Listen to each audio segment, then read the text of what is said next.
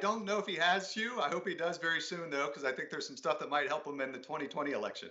I want to start with the big reveal for me um, that on television you were outspent by a lot, but your investment on online proved to be decisive and nobody saw it. Can you walk through that? Because I believe you said that you only spent $47 million on online, but you got 10 times the value online. Absolutely. It was a dramatic shift in how campaigns approach elections. And in this case, we had a data and digital director that was not a political insider. In fact, he was from San Antonio, had an internet company, and we acquired him on the campaign from the Trump organization. And he had a completely different view of how to look at digital and social media that no political campaign had ever looked for. So the idea that we could target individual people in cities, in local precincts, and actually send them material that pertain to issues, a way to get to them. So we could produce up to 150,000 digital ads a day, send out across the country, and it cost a fraction of what a traditional TV ad would cost. Is that going on right now, Rick Gates? In Wicked Game, you suggested that a lot of people were unaware of the digital game that Team Trump put together. Is there a similar unawareness in the media now? Because we see a few TV ads for Biden and for Trump, but is the same level intensity of online campaigning underway and we just don't see it? Yeah, absolutely. And this time the Democrats are much more aware of it. That was one of the big takeaways from the 2016 election is that Hillary Clinton had about 200 people just on her digital team. We had a grand total of about 20. And from the results of the election, it was very clear that one of the significant ways that Donald Trump was able to effectively communicate his message was through the digital medium. And the Democrats are very aware of it. And from what I've been able to see, they've been out there punching away on digital operations just as aggressively as the Trump campaign has as well. The other thing I think anyone who loves campaigns is going to love Wicked Game because for people like me who don't really know polling, all I can do is read the results. You, Rick Gates, take us in Wicked Game inside Tony Fabrizio's hiring and his input into the campaign, especially the importance of a candidate's negative rating. And at one point, first, I'd like you to tell people how Tony Fabrizio got hired because I think that's a very funny story. And then what it means to have a negative 85, which was Hillary's negative rating, and what do you think Joe Biden's is? That's a two-part question, so I'll give you the floor to expand on what's in Wicked Absolutely, Game. yeah, absolutely. So I think from Tony Fabrizio's perspective, we had worked with him in the past on polling in the U.S. and in other countries. He had a very interesting story when Paul Manafort, the campaign chairman at the time, wanted to bring Tony into the fold. He approached President, then candidate Trump, and had said, "I want to bring in a pollster." Now, the president doesn't really believe in a lot of the polling data. It was always suspect of it.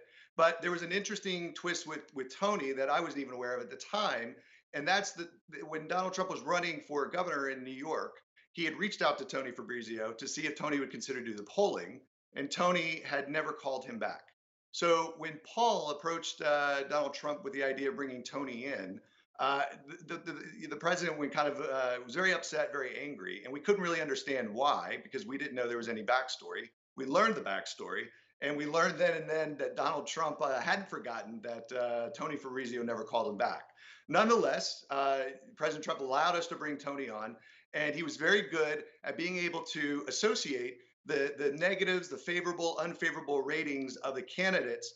And in one instance, we were looking at the unfavorables for Hillary compared to Trump, and it was just staggering to see that her untrustworthy rating was so high because never in kind of the history of presidential races would you ever have somebody that high of a untrustworthy negative rating and still be a contender for the presidential seat.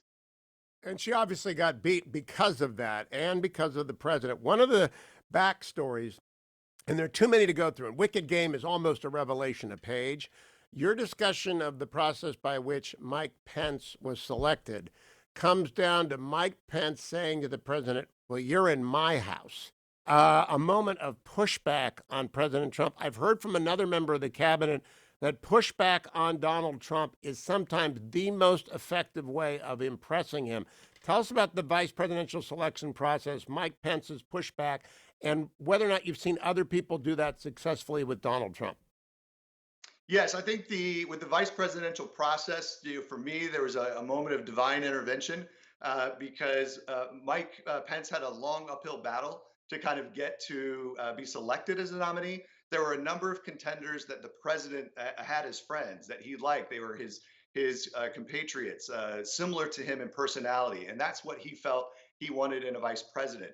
And it took some time and a number of people to communicate to the president what it would mean to have a Mike Pence on the ticket, and it would allow him, to shore up support with certain electoral groups. It would allow him to look at a different set of electoral votes, and it gave him an opportunity to pick somebody that he normally wasn't close to. And really, the first time he met Mike Pence was in July of 2016 at Bedminster, and it was a very interesting meeting because about a month earlier, Mike Pence had actually endorsed Ted Cruz in the Indiana primary, and it was a very big obstacle for President Trump to clear because here is a guy that's supporting kind of his opponent, and Donald Trump beat that opponent.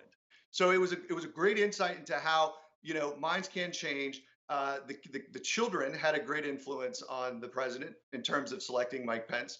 And the whole backdrop of that story, I think, is fascinating. Why I wanted to capture it in the book for people to understand that this stuff just didn't, it wasn't planned out, months or years in advance. I mean, some of this activity, especially with the VP nomination process, happened on the fly, and it was just a fascinating 48 backdrop to hours. watch I unfold. love the fact that you, as the deputy campaign manager, have to do the planes and the rallies and all that. And you usually had a 48-hour lead time to do anything, which is it gives me a headache to think about. I would be so frazzled. But Rick Gates, you just mentioned divine intervention. You are a man of faith, you're a Christian.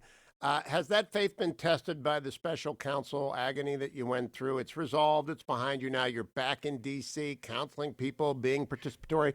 What about your faith in Christ? Is that the same?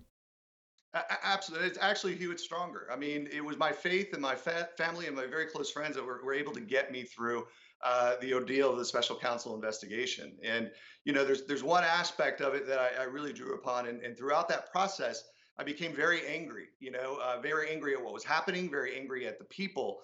And, there was a point where you just realize that the anger is extremely destructive and the anger will destroy and consume you. And I just had to step back, and in honesty, I just started praying for everybody at that moment. And my faith was absolutely the anchor that was able to get me.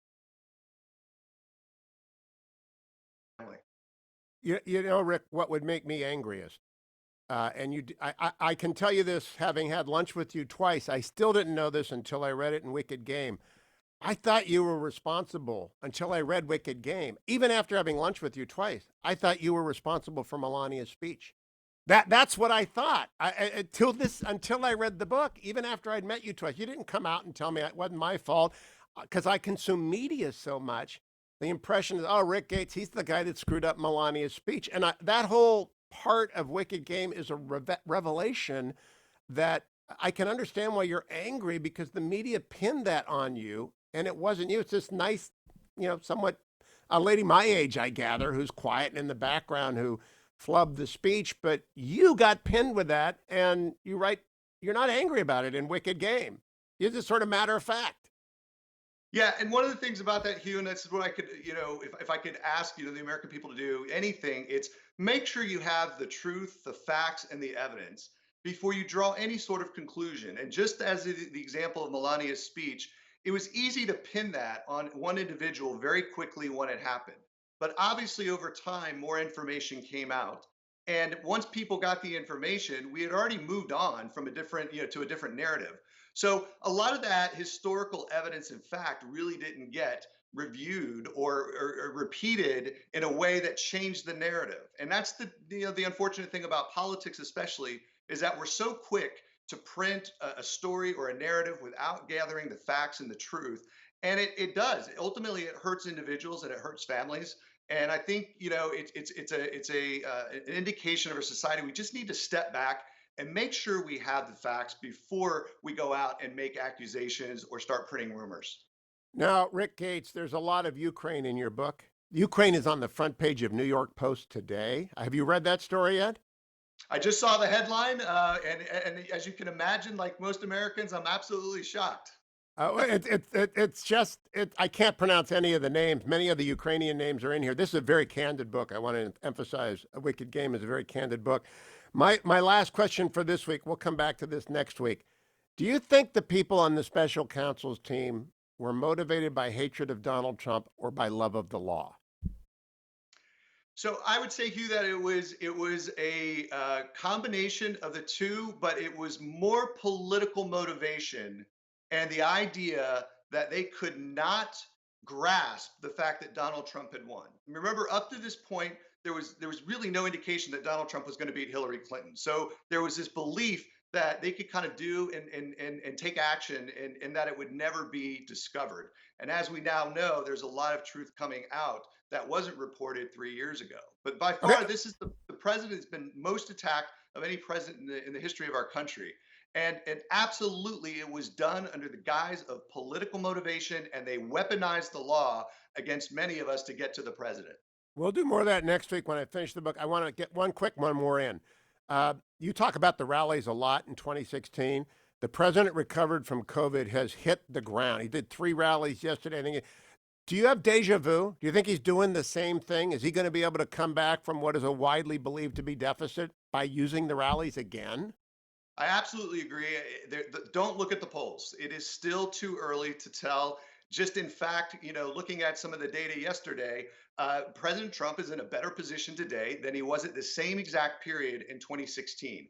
And so I think anybody that counts him out, and you've seen the rallies, you see how people react. He is able to communicate with the people, resonate with the people. His messages gets out. And by the way, one effective thing about the rallies, I just want to point out, he's not just there with the people. This is being broadcast to millions of people via TV. So they are also seeing the rallies. So they're very effective tools for him to get out his message and for people to see how much energy and excitement he has and about his issues and policies. Wicked Game is really an amazing read for anyone who loves politics. We'll do part 2 next week. Rick Gates, thank you for joining me.